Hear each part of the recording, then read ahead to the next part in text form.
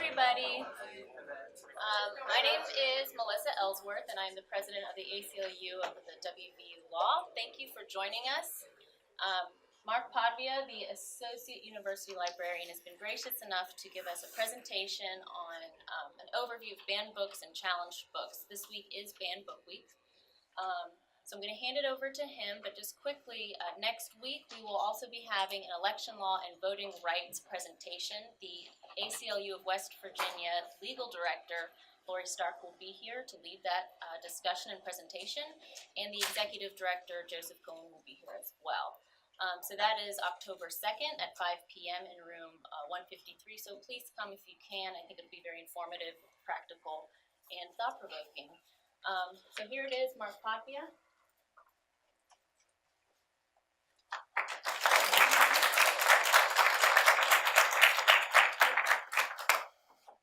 Well, our topic today, banned and challenged books, a brief review. I wish I could say that we were celebrating Banned Book Week, but this is not a week that you celebrate, you commemorate. We're celebrating the First Amendment.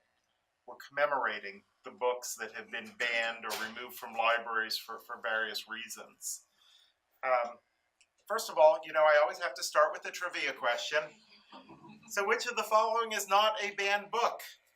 Heather Has Two Mommies? Brown Bear, What Do You See? Where's Waldo? Harriet the Spy, A Wrinkle in Time, or The Lorax? Okay. How many think it was Heather Has Two Mommies that isn't banned? Okay, Brown Bear. How many? Okay, one on that. Where's Waldo? Okay, Harriet the Spy. Couple folks on that. A Wrinkle in Time. Wonderful book. Or The Lorax by Dr. Seuss. Okay. Well, I hate to tell you this, it's a trick question. All of those books have been banned. I love this quotation from Game of Thrones. When you tear out a man's tongue, you are not proving him a liar. You are only telling the world that you fear what he might say. Well, this goes back a long ways. Sometime between 213 and 206 BC, the Emperor Huang, who was the first emperor of a united China, ordered that all books published before the beginning of his reign be burned. Why? He wanted history to begin with his reign. By the way, in his defense, some people attribute this to his son, not to him. But, of course, we all have heard of the Great Library of Alexandria. By the way, we're not talking about books at Alexandria. We're talking about papyrus scrolls. The codex doesn't replace the book, or doesn't replace the scroll in the West until about 200 AD. But we know that Julius Caesar in 48 BC burned the Library of Alexandria. Now, it was not for purposes of destroying the books. He was burning his boats. His boats were anchored next to the library. The fire just spread into the library. But he didn't destroy all of it. The library actually survived for several more centuries. Paganism was made illegal by an edict of the emperor in 391 AD. And at that point, the decision was made that any scrolls dealing with the pagans would be burned. And that's when most of these scrolls went into the trash heap and were burned. During the Middle Ages, there were more than 200 incidents of book burning, usually involving books written by Jewish authors or by heretics. One of those who's suffered during this time was William Tinsdale, who published the first English translation of the Bible. He was declared a heretic. He was publicly strangled in 1536, and after he was strangled, his body and his books were all burned. His last words were, God, open the King of England's eyes. Now, it would be nice to say that book burning, hadn't made it across the Atlantic, and unfortunately that was not the case. We know that the Puritans burned any book that they considered to be against the Puritan view of things. The Puritans came here for freedom of religion, but was for the freedom to practice their religion, not to allow anyone else to practice their faith. And we know that in 1873, the New York Society for the Suppression of Vice was founded, and they actively promoted burning books. Sadly, this group survives until 1950. I love the seal on the right-hand side. There they are, just tossing the books in the fire. But the real experts when it came to burning books were, of course, the Nazis. They burned books written by Jews or those written by undesirables throughout Germany. Perhaps the largest book burning took place in Berlin at a place called the Bibelplatz.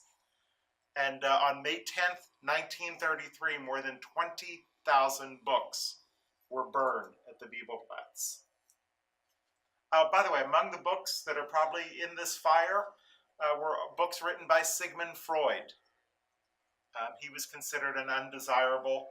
Freud said, "What progress we are making.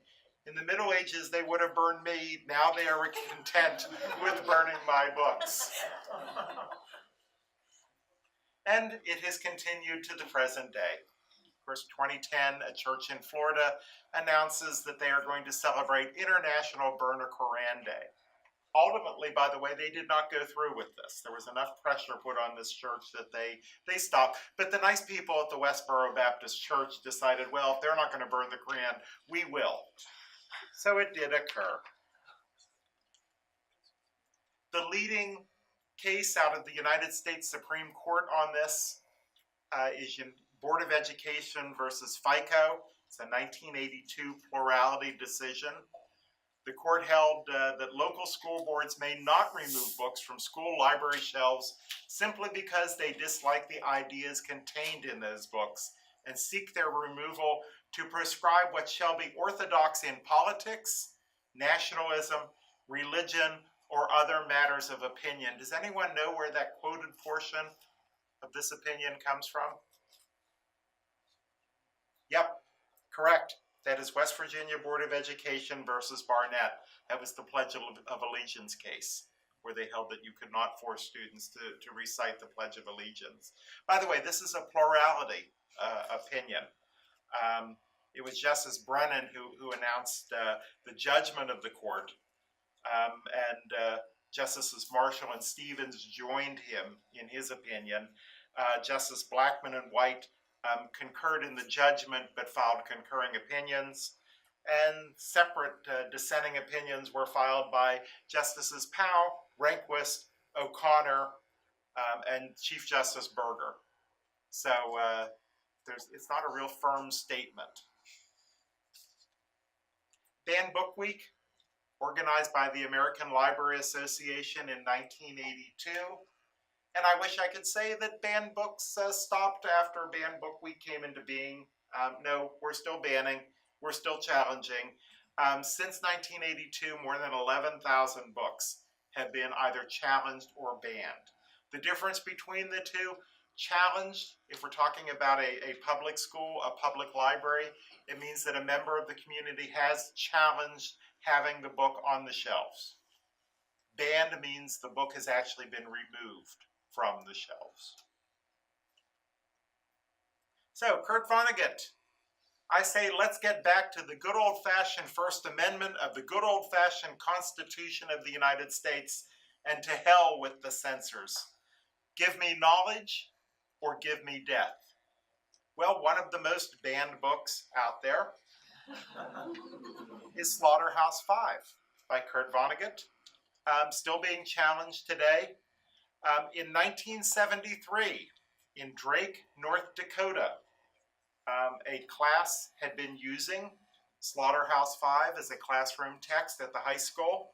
The superintendent of the schools, Charles McCarthy, ordered that the 23 copies of that the school had of that book be burned in the school's furnace. It has been banned in school libraries in Rochester, in Levittown, New York, in Racine, Wisconsin, restricted or challenged in numerous other libraries. The reasons? Well, it's said that the book has foul language, that it promotes deviant sexual behavior, and that it contains ethnic slurs. At the time the book was burned in Drake, North Dakota, Vonnegut himself wrote to the school board. He said, if you were to bother to read my books, to behave as educated persons would, you would learn that they are not sexy and do not argue in favor of wildness of any kind. They beg that people be kinder and more responsible than they often are. It is true that some of the characters speak coarsely. That is because people speak coarsely in real life. Another book that has banned since it was first published, and The Adventures of Huckleberry Finn by Mark Twain. Published in 1884, it was first banned the next year. The Concord Public Library in Concord, Massachusetts banned it because it was absolutely immoral in tone. In 1902, it was banned at the Brooklyn Public Library in New York. Anyone know why the Brooklyn Public Library banned it? Oh, because Huckleberry Finn in the book says sweat when he should be saying perspiration. So we banned the book. It remains banned in many places today, primarily because of its use of the N-word. But it's written in the language that was used at the time. Another banned book, 400 years after William Shakespeare wrote Twelfth Night, it is still being banned today, cross-dressing. Those of you who are familiar with the play know that the Lady Viola lands on a foreign shore and she disguises herself as a young man, Cesario, and enters into the service of Duke Orsino, who is trying to woo the Countess Olivia. And because of cross-dressing, the book has been banned. Another wonderful quotation, I love this. Censorship of anything, at any time, in any place, on whatever pretense, has always been and always will be the last resort of the boob and the bigot. Speaking of boobs, Where's Waldo? Has everyone read Where's Waldo? You try to pick Waldo out from among a crowd. He's a little bespectacled man wearing a red and white hat. Well, in the original Where's Waldo book, there was a beat scene. And if you look very close at the beat scene, you can see a woman who's had an ice cream cone dropped on her back, and she's leaning up, and you can see her left breast. This is one of the most defaced books in library history, because parents would get the book and they would either take a marker and shade in the breast, draw their own bikini top, or they would cut a bikini out of the Sears Roebuck catalog and glue it over the offending breast. One librarian at the Pennsylvania Library Association meeting told me that she had a mother who just could not understand why she was being billed for the replacement value of this book, because she had glued a bra out of the Sears Roebuck catalog over this. One of the most commonly defaced books in history, by the way. The publisher caved on this one. When the next edition of Where's Waldo came out, this woman's bra straps are securely tied, and you cannot see her left breast.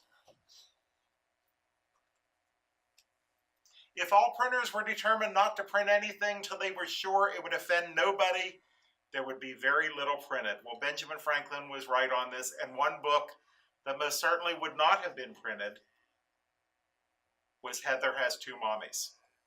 This is another book that has been burned. It was the 11th most challenged book of the 1990s. Where it wasn't burned, it was banned or restricted.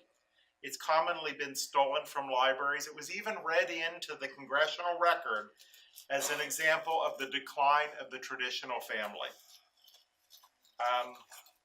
Challenges have objected to the use of the words vagina, sperm, and womb in this book. By the way, if you have a first edition of Heather Has Two Mommies, consider yourself very fortunate. There were only 4,000 copies originally printed. It now goes for anywhere between $2,500 and $3,000 in good condition. So yeah, if you have a copy, put it up on eBay. You'll do well. The Golden Compass. 2 other books were written in this series. All 3 of the books have been among the top 10 banned and challenged books, primarily because of claims that the book attacks the Roman Catholic Church. A school in Oshkosh, Wisconsin, pulled the entire trilogy out of its library because of anti-Christian messages. It was also challenged in Winchester, Kentucky. You will love this one, on the grounds that the book's main character drinks wine and eats poppy with her meals. God forbid we can't have anything depicting people drinking wine or eating poppy. Banning books gives us silence when we need speech. It closes our ears when we need to listen. It makes us blind when we need sight. Well, if we ever needed sight on anything, it was the Holocaust. And yet the Diary of Anne Frank has been banned. It has been challenged and banned for being sexually explicit or containing inappropriate material. At the Culpeper Middle School in Virginia, it was challenged. The challenger said, it's pretty graphic, and it's pretty pornographic for 7th grade boys and girls to be reading. This book was also challenged by 4 members of the Alabama State Textbook Committee. They said that the book needed to be removed from schools because it's a real downer. Well, yeah, I would say when everyone except the father is killed, yeah, that's probably a downer. If anything, we should be emphasizing this book and putting this in every library. Another library that, from its writing style, I will not compare to the Diary of Anne Frank, but it certainly is in the news now. Fear, Trump in the White House. Earlier this month, a donor offered to give copies of this book to the Morgan County Public Library in Berkeley Springs, West Virginia. The librarian refused to put the book on the shelf. Thankfully, the library board met, overruled the librarian. There are now 2 copies available for checkout in Berkeley Springs.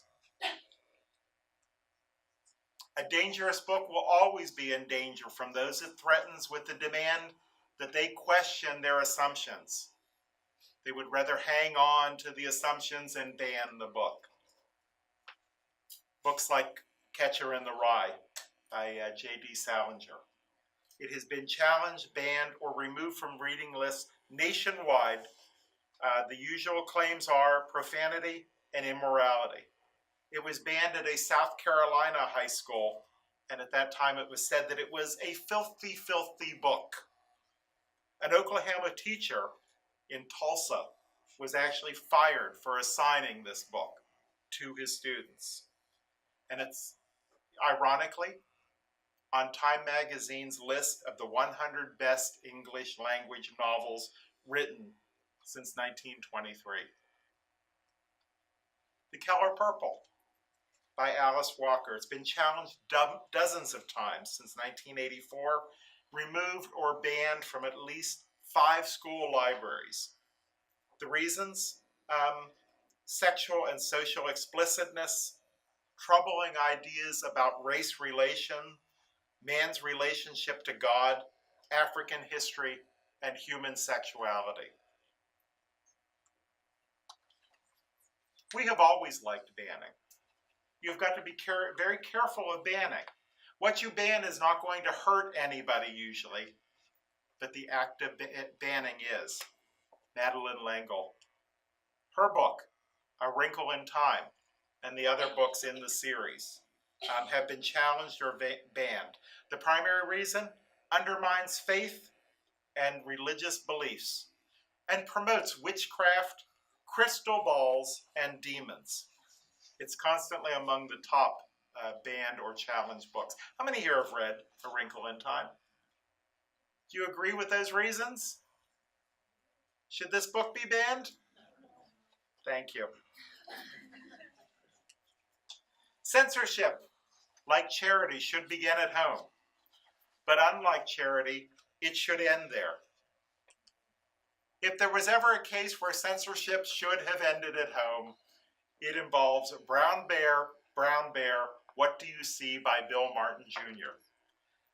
This book was banned by the Texas Education Board because the board confused its author, Bill Martin Jr., with another author, Bill Martin.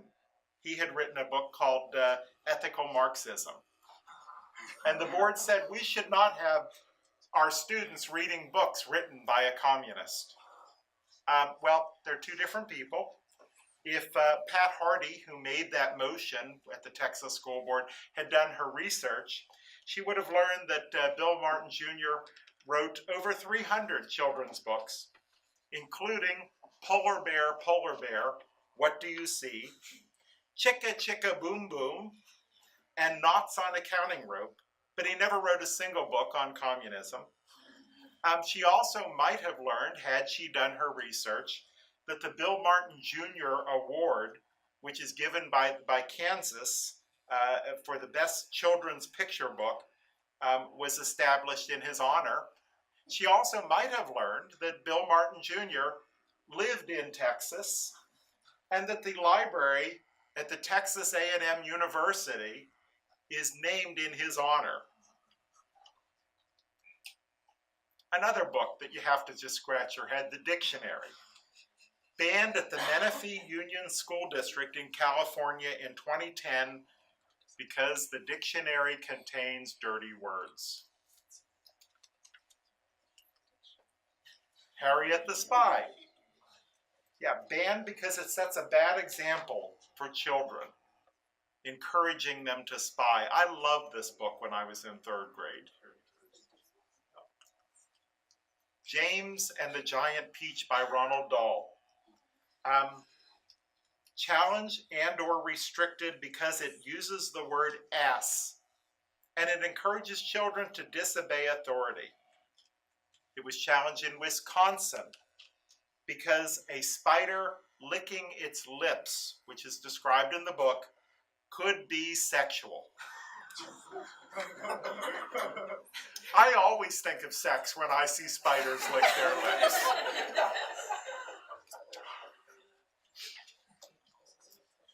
Yes, books are dangerous.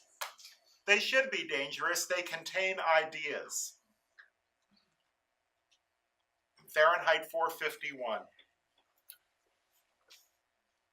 by Ray Bradbury, a novel about a future in which firemen, instead of putting out fires, go out and set fires to burn books.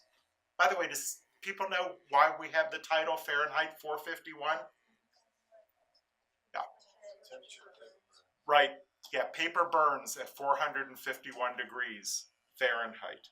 In 2006, it was a challenge at the Conroe Independent School District in Texas for discussions on being drunk, smoking cigarettes, violence, dirty talk, and using God's name in vain. It was also ironically banned in another school because one of the books that is depicted as being burned in Fahrenheit 451 is the Bible. Banning books is just another form of bullying. It's all about fear and an assumption of power. The key is to address the fear and deny the power. One of the most banned books in the last 20 years, Harry Potter. It has been burned, it has been banned, it has been challenged throughout the country. It's argued that the book has a positive portrayal that is likely to attract unsuspecting children to real world witchcraft. It's also in claimed that the book encourages children to lie and be disobedient to their parents. Also claimed in one place that the book violates separation of church and state by promoting the religion of Wicca. It was burned at the Pentecostal Harvest Assembly of God Church Library in Pittsburgh, Pennsylvania, for being satanic. Lord of the Rings by J.R.R. Tolkien. Tolkien was a great Christian writer, but it has been challenged, and it was actually burned by members of a church in New Mexico in 2001. But yeah, Tolkien was actually a great Christian writer. People haven't done their homework. Twilight.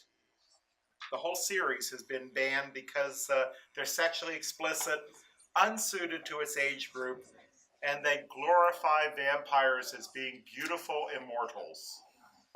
You know, if it had been banned because it's just a poorly written book, that might be.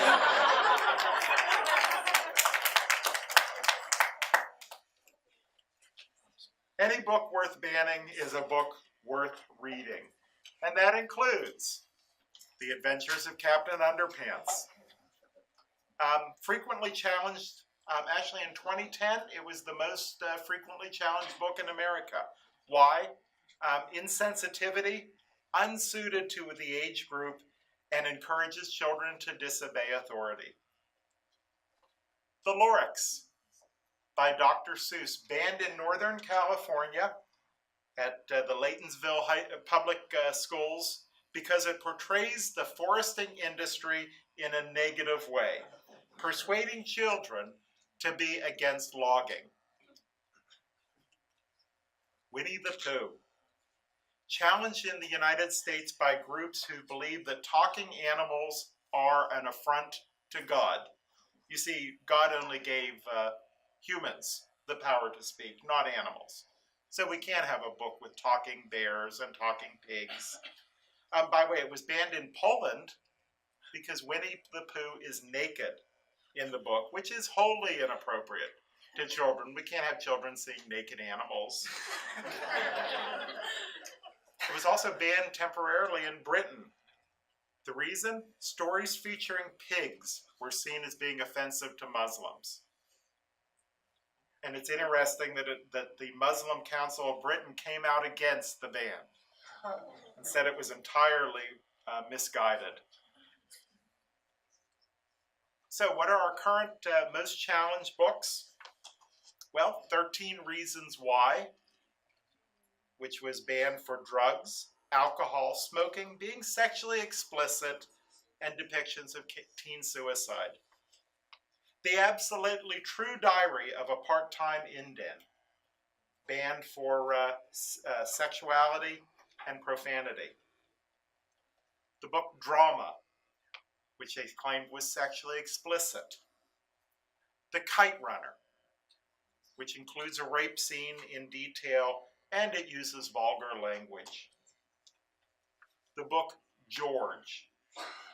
It features a transgendered child and inappropriate language. Sex is a funny word.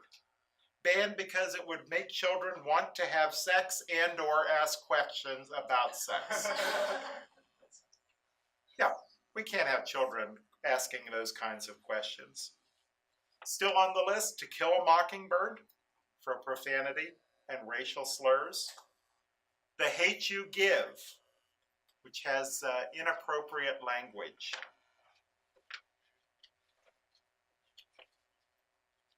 Of course, it's always the last two pages that stick together, particularly when you have a list of books. And you still have two more books on the list. There we go. And Tango Makes Three. That's a book that where two male penguins who are a couple adopt a little penguin, and it was banned because it provides a positive portrayal of homosexuality. And finally, wonderful book, I Am Jazz, which I so badly wanted to bring in and put on the table in here. I have a copy, I just couldn't find it at home. It's there somewhere. Next year I'll definitely have it here. I Am Jazz is the story of a transgendered child, and it has been both banned and challenged for that reason. If librarianship is the connecting of people to ideas, it is crucial to remember that we must keep and make available not only good ideas and noble ideas, but bad ideas, silly ideas, and yes, even dangerous or wicked ideas. Now, one book that ironically has never been banned in the United States, Mein Kampf by Adolf Hitler. But it has been banned in parts of Europe. It's still banned in Austria. I love the words of Lisa Hoover. She said, only by remembering what happened and by studying Hitler's mindset and psychology can we understand as much as possible what happened and thereby try to prevent it from ever happening again. Any consideration of banning Mein Kampf should also consider the fact that book banning and burning was an early part of Hitler's reign. Now, at the beginning of this talk, I mentioned that in 1933, the Nazis burned 20,000 books at the Bibelplatz in Berlin. Well, today, there is a marker there, a monument to these banned books. It's an underground library with empty bookshelves containing enough space to hold the 20,000 books that were banned back in 1933. And these words are inscribed there. And for those of you who do not sprechen Sie Deutsch, in English, this is just the beginning. Where they burn books, they will ultimately burn people. Okay. Yeah, Mackenzie insisted, even though she doesn't read, she insisted that I get her in this. So we're going to open this up. Any discussion, any thoughts on banned books? By the way, I'm doing this because the ACLU said, Mark, open this up for discussion. Please don't just talk the whole time. So it's all yours for discussion. I have a question. I don't know if you know. In the modern era, as of right now, do you know which country is worse at its censorship of books? Mainly the Arab world, Saudi Arabia, but also Russia continues to ban books. China has banned or censored many books, so it continues all over the world. And unfortunately, it's continuing here in the United States, despite this little thing called the First Amendment. Any other questions, discussion? Yes, Dean. I just want to thank you for doing it. You're the largest law library in the state. And if we are not at the forefront of talking about freedom of speech and non-banning books and freedom of expression of ideas, then no one will. So thank you. Certainly. No, I was. Humor and grace. and kittens. Nothing without kittens. So. Yeah, I just submitted my pictures of the kittens for the calendar. So. I think we've made it. Yes. So you said there was a court case that kind of put some restrictions on banning books in local public schools. Sort of, what are the parameters of that? Does that extend to, I guess, preemptively deciding not to inquire in a book? No. Very good question. No. That case, it's the only Supreme Court case that's ruled specifically on banning books, but it's talking about books that were already purchased and removing them from the shelves. It does not discuss a school district's or a library board's ability to determine what books should not be purchased. So yes, a very good question. And there have been numerous cases, by the way, at the lower level courts. But there's only one major case from back in the 80s where the U.S. Supreme Court discussed it. And does that extend, in terms of the institution, to public universities as well, or just public It did not discuss that. It certainly would, because remember, most of these challenges are taking place either at public school districts or at public libraries, but it certainly would apply to public universities, although I have never, thankfully, heard of any public universities banning books. Private universities, yes, but not public universities. And there's no doubt that a private university or a private school has that ability. The question is when it comes into the public sphere. Okay. Yes?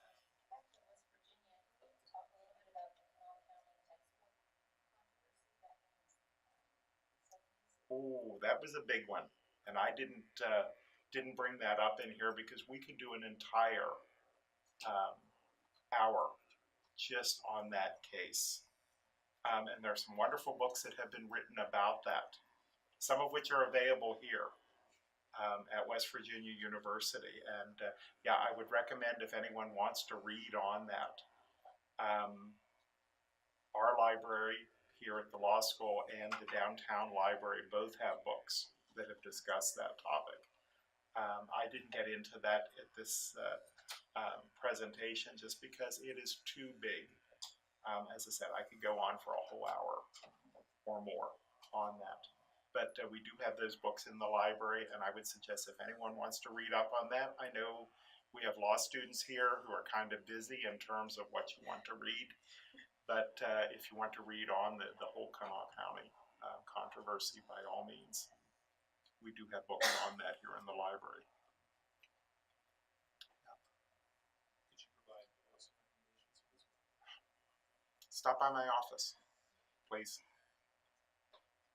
Yeah, I can't recall the titles offhand, but we do have them. Yes? Yes, in the digital age, the question that I had was more about not the banning, but the preservation of books.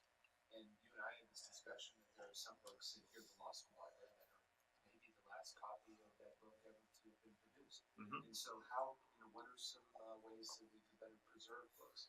And thinking about keeping them in perpetuity online, or are there some form of access that if their physical condition deteriorates, or if they're lost or stolen or other things, that we can still preserve that content? Mm-hmm. We have the records and briefs of the West Virginia Supreme Court, and what we have is the only paper copy. And one thing that we're working on now here at the library is Digital Commons. And Digital Commons is an online tool for preserving this material. And that is one thing that we have already been talking about. I've been discussing this with our new director about what books in the library do we need to scan. And I said that right there is number one on the list, is the records and briefs of the Supreme Court. We certainly have some books in the archives that are rare, but thankfully most of those have been scanned and are available digitally. There's an online database that we do not subscribe to here, but it is available, called The Making of Modern Law. And it was Morris Cohen who was the director of the library up at Yale University for many years. And he was really the leader of getting The Making of Modern Law put online. And what they have been doing is scanning and preserving books going back to the earliest days of printing.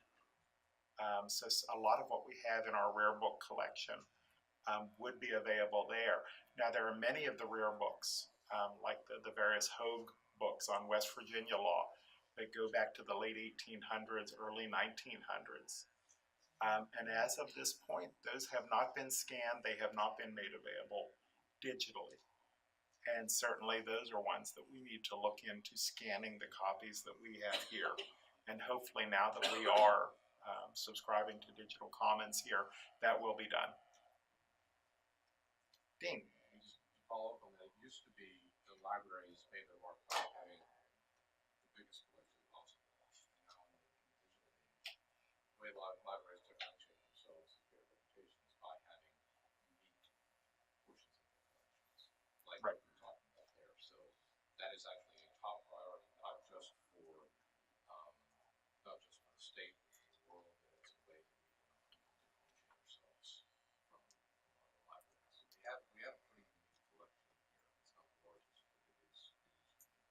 Correct. That's a reputational thing.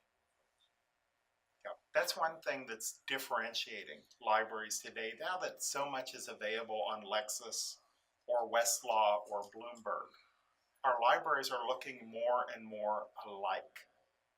And it's really special collections, things like our records and briefs, that allow us to differentiate ourselves from other libraries, our West Virginia books that other libraries do not have, where we have to say, look, we've got the only known copy, or one of the few known copies, that we need to be concerned with scanning and preserving this material. Yes? What are the legal repercussions for having a banned book? Well, a lot of these wind up in court. And when a school board decides to ban a book, the school district oftentimes winds up spending a lot of money for court cases. And we've only had one major case, as I said, that went up to the Supreme Court. But these do wind up at the district court, at the courts of appeals. These do wind up in state court to be argued. And as I said, the Supreme Court did lay down the rule that if it's simply being done because you disagree with what the book says, well, sorry, that is not sufficient grounds for removing a book from your collection. It may be grounds for not purchasing it to begin with, but once you're using it, no. So yes, some of you are going to wind up representing parties in cases like this. And this is keeping lawyers busy all over the country. Are cases involving banned books or challenged books.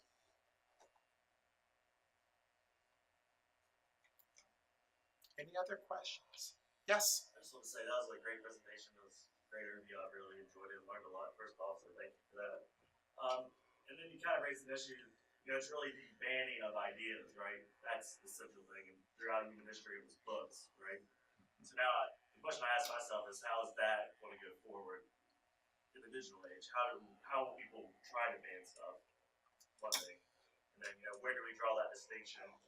I think the line gets blurred between public and private, you know, going forward. So I think just what something you made me think about was, you know, there will be more cases like this, I think, in the next 10 years probably.